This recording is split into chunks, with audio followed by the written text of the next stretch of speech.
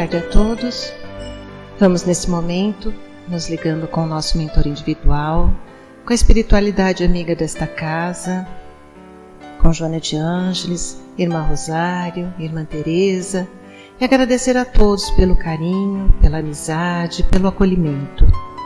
Nos ligamos com nossa mãezinha querida, Maria de Nazaré, pedindo a ela que nos envolva na sua luz, na sua paz, na sua serenidade, que nos aconchegue juntinho ao seu coração de mãe num abraço muito caloroso. De mãos dadas a Maria, chegamos à presença do nosso Mestre amado Jesus, e a Ele pedimos que derrame a sua luz sobre nós, que nos auxilie no entendimento e na aplicação dos seus ensinamentos em todos os momentos da nossa existência. De mãos dadas a Maria e a Jesus, chegamos à presença do nosso Pai Criador. A Ele agradecemos pelo que somos, pelo que temos, pela oportunidade bendita de estarmos aqui reunidos.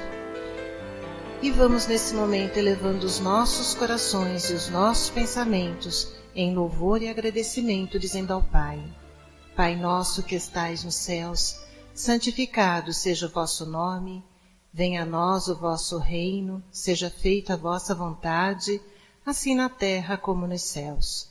O pão nosso de cada dia nos dai hoje, perdoai as nossas ofensas, assim como perdoamos aqueles que nos têm ofendido. E não nos deixeis cair em tentações, mas livrai-nos de todos os males, pois vossos são o reino, o poder e a glória para todo sempre. E harmonizados que estamos, vamos nos ligando com as equipes espirituais de tratamento desta casa, pedindo que seja derramado a luz branca do Cristo sobre todos os assistidos. Essa luz vai serenando, acalmando e tratando a cada um de nós. Pedimos às equipes de P2 que projetem a luz azul sobre todos nós. Essa luz vai percorrendo o sistema nervoso central, tratando cada um dos centros de força, trazendo todos eles no equilíbrio. Pedimos às equipes de CH que projetem a luz rosa no coração de cada um dos assistidos. Essa luz vai serenando, acalmando esse cardíaco, fortalecendo a fé e a confiança em cada um de nós. Nos ligamos com as equipes de P3B e pedimos a projeção da luz branca do Cristo, de um azul muito intenso que envolverá o coração e a mente de cada assistido. Pedimos também que sejam feitos todos os cortes de ligação que se fizerem necessários, que essas energias sejam levadas para o astral para o tratamento mais adequado. E vamos projetando um azul muito intenso em todo o sistema nervoso central e periférico, neurovegetativo, um rosa claro no cardíaco para aumentar a força, a confiança, a fé, um amarelo claro no frontal para ter pensamentos positivos, maior ligação com o mentor individual e força de vontade. E pedimos uma cúpula rosa clara vibrante da cabeça aos pés, envolvendo todos os assistidos de P3B. Aos assistidos de saúde, pedimos a projeção das cores do arco-íris, fazendo como uma cúpula protetora, envolvendo cada um desses assistidos pelo tempo que se fizer necessário. Que assim seja, Senhor. Graças a Deus. Convidamos a todos para que assistam neste momento a palestra que será colocada no ar. Que assim seja. Vamos acolher a nossa palestrante, a Ângela, e que Jesus a envolva em muito amor, lembrando que a palestra é a maior das terapias.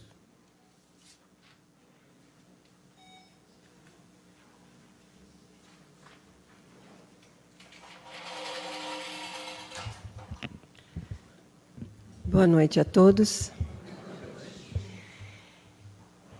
Quase no final da missão de Jesus na Terra, ele já vinha movimentando um grande número de seguidores, operando milagres e, especialmente, ele curava aos sábados. E ele começou a ser perseguido, tanto ele como seus seguidores, perseguidos pelos fariseus. Essas notícias chegaram até Nazaré, onde Maria começou a se preocupar. Ela sabia do poder que o Sinédrio era um órgão político e religioso naquela época, o poder que eles tinham. E sabia, porque desde o nascimento, desde a anunciação do seu nascimento, Maria sabia que Jesus atravessaria períodos difíceis. Ela não tinha uma compreensão completa da sua missão na Terra, mas era uma mãe dedicada e amorosa. Então ela pede para que alguns irmãos de Jesus a acompanhassem até Cafarnaum, onde Jesus estava fazendo suas pregações, com a intenção de trazê-lo para casa um pouco, protegê-lo, tirar ele um pouco do foco. E assim seguiram. Quando chegaram lá, Jesus estava fazendo uma pregação para o povo na casa da sogra de Simão, que era um dos seus seguidores. E a casa estava cercada de uma multidão enorme que não conseguiam entrar. Então eles ficaram do lado de fora. Mas alguns que reconheceram Maria, foram passando a notícia para os outros até chegar a Jesus. Naturalmente, Jesus, com a presciência que ele tinha, a mediunidade esplendorosa, sentiu a presença de Maria, sentiu a sua angústia, a sua preocupação, e também percebeu a presença dos irmãos. Esses irmãos, em especial, não compactuavam com a missão de Jesus, não compreendiam. Tinham restrições, achavam que ele deveria ter ficado em casa, cuidando dos negócios da família. Como irmão mais velho, deveria seguir os caminhos do pai, que era carpinteiro, que essa era a tradição naquela época. Não compreendiam a missão de Jesus. E Jesus também tinha a tolerância de compreender, porém não poderia ceder, porque ele sabia da sua missão. Então, ele pacientemente espera. E quando os colegas dos amigos chegam dizendo, olha, tua mãe e teus irmãos estão lá fora, te aguardando, esperando para conversar com Jesus, ele vira para aqueles que estavam ao lado dele e pergunta, quem é minha mãe? Quem são meus irmãos? E aponta para aqueles que estavam o cercando e diz, estes são os meus irmãos e a minha mãe, pois aqueles que fazem a vontade de meu Pai e que compreendem os meus ensinamentos são os meus irmãos e minha mãe. Parece um pouco contraditório da parte de Jesus dizer isso, aquele que diz, honrai vosso pai e vossa mãe. Porém, Jesus aproveita para nos trazer um ensinamento que é um verdadeiro divisor de águas na compreensão dos vínculos familiares, dos vínculos espirituais e corporais. Kardec, no capítulo 14 do Evangelho segundo o Espiritismo, com esse mesmo título, honrai vosso pai e vossa mãe, faz uma explicação longa sobre isso. Trata-se dos laços familiares, dos espirituais e dos corporais. E ele diz, o corpo procede do corpo, mas o espírito não procede do espírito. O pai não gera o espírito do filho, apenas ele gera o envoltório corporal onde se abrigará esse espírito. Vamos compreender o que significa laços espirituais, o parentesco espiritual e o parentesco corporal. Como que isso pode ser diferente e, ao mesmo tempo, a mesma coisa? Os laços espirituais, o parentesco espiritual, como Kardec diz, são duradouros. Independente da encarnação, eles se perpetuam. São espíritos que já têm maneiras de pensar, maneiras de atuar muito próxima, sentimentos muito próximos. Eles são duradouros porque, através das migrações das almas de várias encarnações e encarnações, eles vão estreitando esses laços. Então, eles são duradouros. E aí, como a gente percebe um parentesco espiritual? É muito simples. São aquelas pessoas com as quais temos profunda afinidade, em que os relacionamentos são fáceis, são agradáveis. Podemos até ter opiniões diferentes sobre um determinado assunto, porém, há acolhimento, há compreensão, não há ressentimentos, não há contendas, não há disputas. É natural. E esse tipo de parentesco espiritual, ele pode ou não estar no contexto familiar. Já o parentesco consanguíneo corporal, ele é decidido pelo quê? Pelo sangue, pela hereditariedade. Porém, não necessariamente eles têm vínculos espirituais. Eles são transitórios. Eles pertencem àquela encarnação. Podem, naquela mesma encarnação, já se deteriorar. E como Kardec fala, se deteriorar até moralmente. Por quê? Porque são espíritos que, apesar de estarem convivendo na mesma família, não têm a mesma sintonia, não compactuam dos mesmos pensamentos, dos mesmos sentimentos. Muitas vezes têm atitudes de adversários, de competitividade.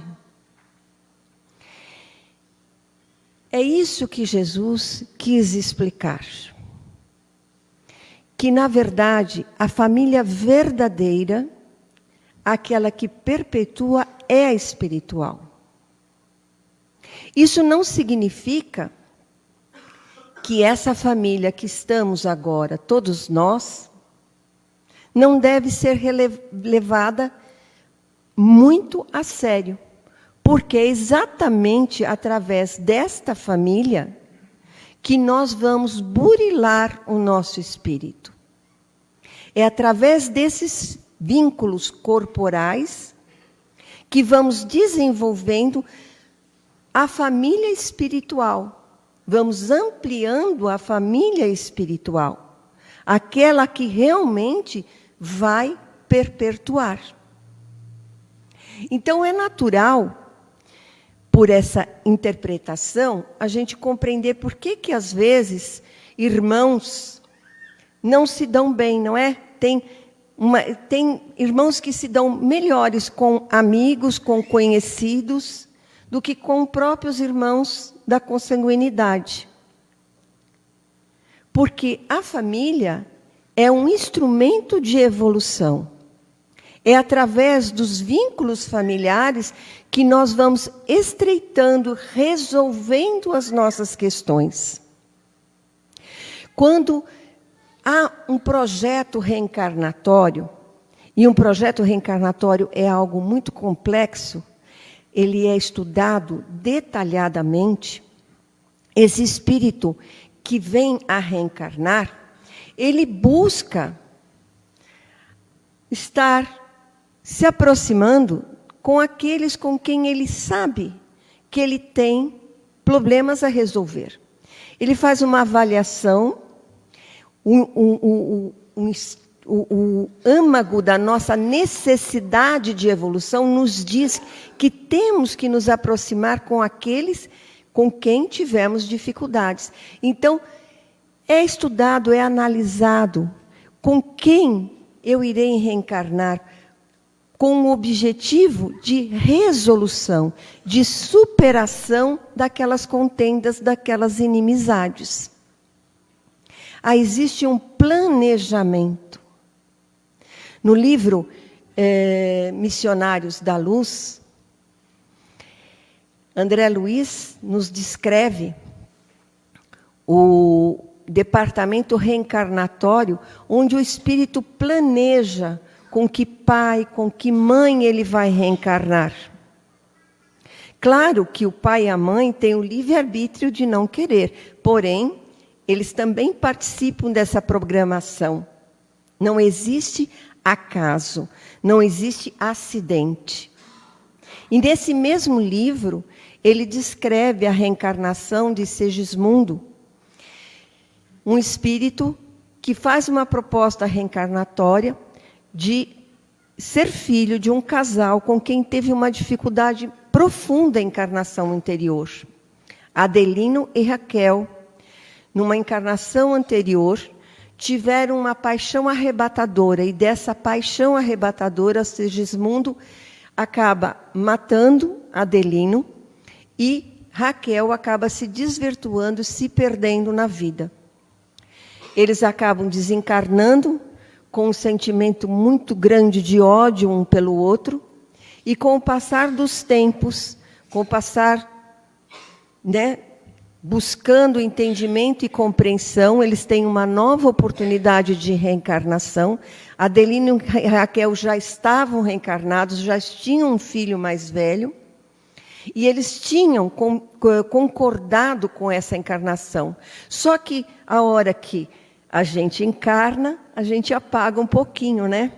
Então, com a proximidade do espírito de Segismundo, Raquel, que era a mãe acolhedora, estava consentindo, porém, Adelino estava se sentindo mal, incomodado com isso. Em uma determinada noite, ao adormecer, o espírito de Raquel, Avelino, se desprende e vão ter com André Luiz e o Alexandre, que era o seu orientador, junto a Segismundo, onde é esclarecido novamente que Segismundo não tinha ressentimento, pelo contrário, desejava o perdão deles, a oportunidade de estar encarnando naquela família e ser acolhido pelo afeto paternal.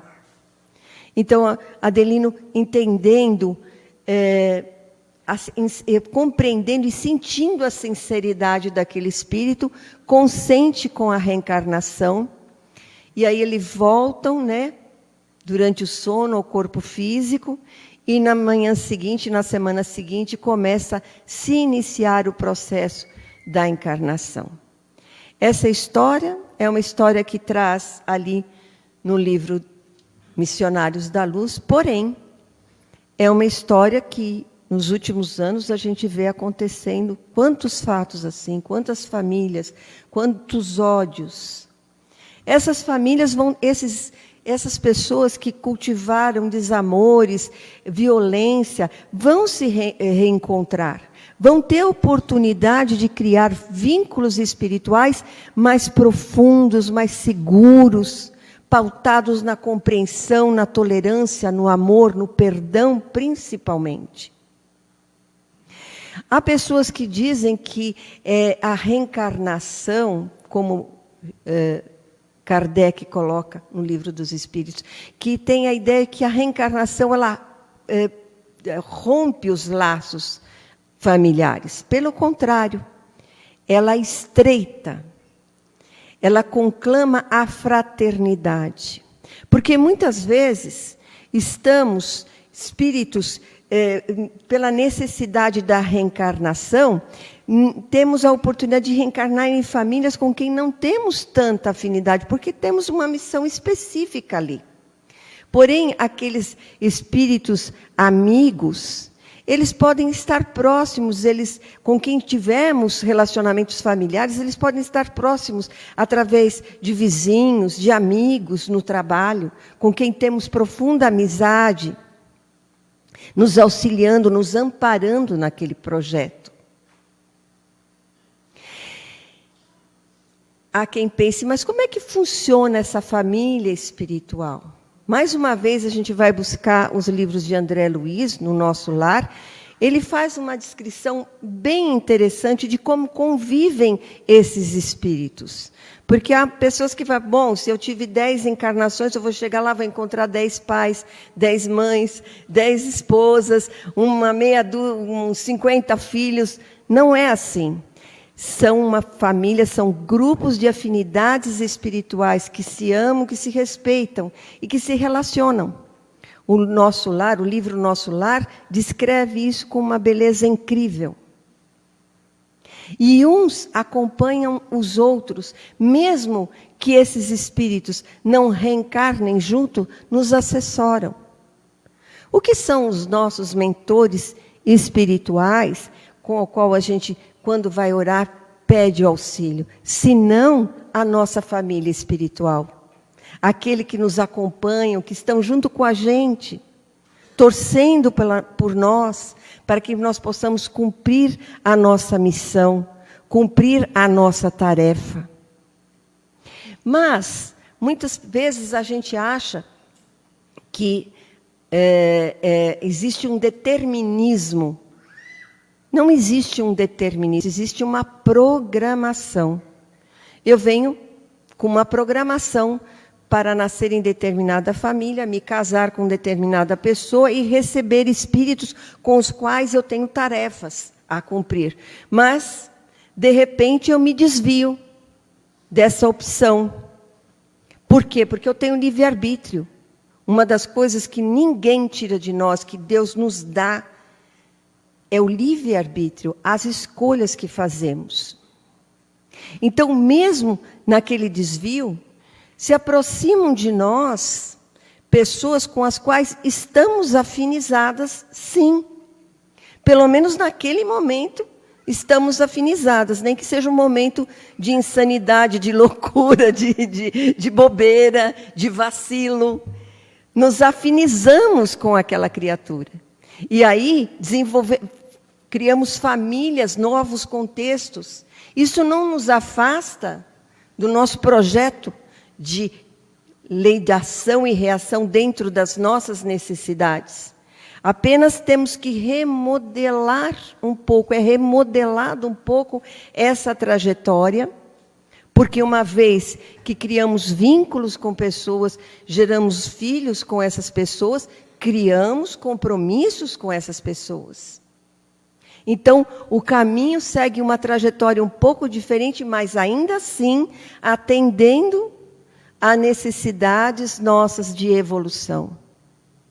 Então, a família corporal, ela é o grande instrumento para nós desenvolvermos as nossas famílias espirituais, que é o objetivo de estarmos reencarnando, e reencarnando, e reencarnando.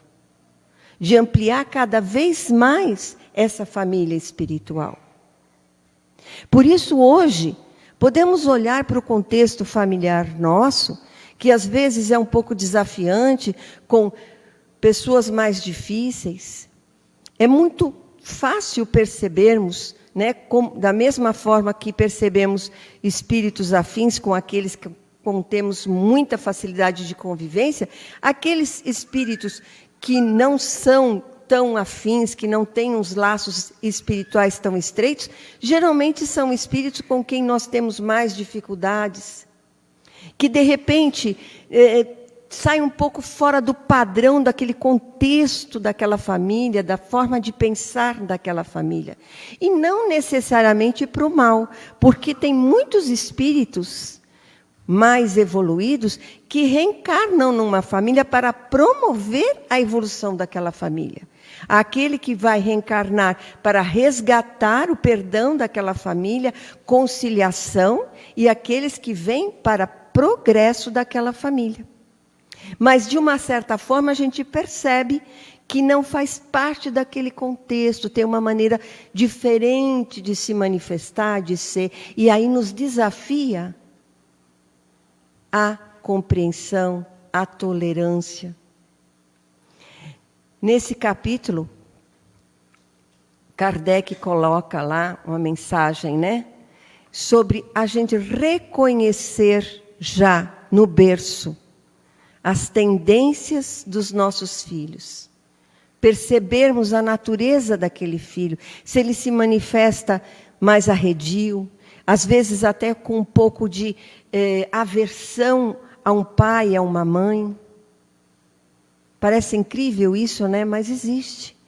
Existem pais que têm um certo prevenção contra os filhos, filhos que têm uma certa prevenção contra o pai ou contra a mãe, para a gente olhar para aquilo e perceber que ou alguém muito errou, ou os dois muito erraram, que um ou outro precisa perdoar, que é essa tarefa. É essa tarefa que nós precisamos desenvolver para realmente conquistarmos os laços espirituais, a verdadeira família. Então, estamos aqui para isso. Na medida que conseguimos enxergar isso dentro do contexto dos nossos relacionamentos, vai facilitar muito mais.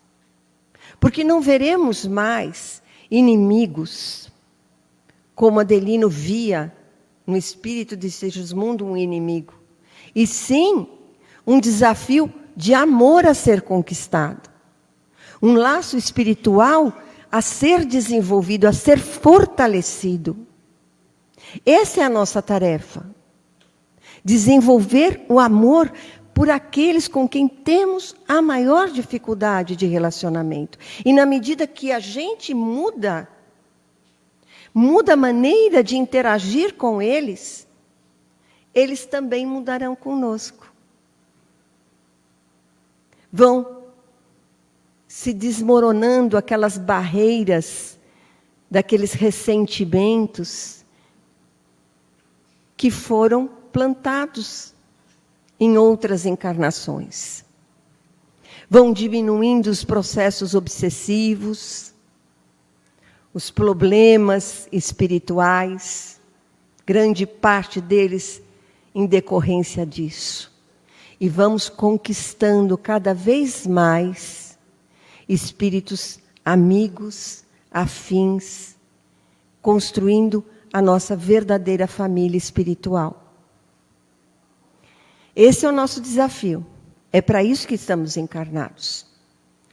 Então, vamos voltar hoje para casa e olhar para cada um daqueles com quem convivemos e dizer: aqui está a minha tarefa, aqui está a minha missão, aqui está meu desafio. E vou fazê-lo com amor, com dedicação, com respeito. Mesmo que no começo não seja muito fácil. Não é muito fácil conviver com espíritos com quem temos dificuldades. Mas vamos lembrar de Maria. Pedir a Maria para nos envolver no seu manto azul. E ela dizia: tudo passa, isso também passará. E quando abrimos nosso coração com sinceridade e dizendo: eu estou aqui de coração aberto, Maria, como na passagem do Evangelho, foi até Jesus buscá-lo para protegê-lo, embora já sabia que seu filho faria aquela opção. Ela o respeitou, assim como respeitava a opção dos irmãos que entendiam que Jesus tinha que trabalhar. Cada um de nós tem uma tarefa. Vamos buscar a nossa tarefa em casa, com muito amor, com muito carinho, para que realmente essa família espiritual se amplie mais e mais à nossa volta. Obrigada.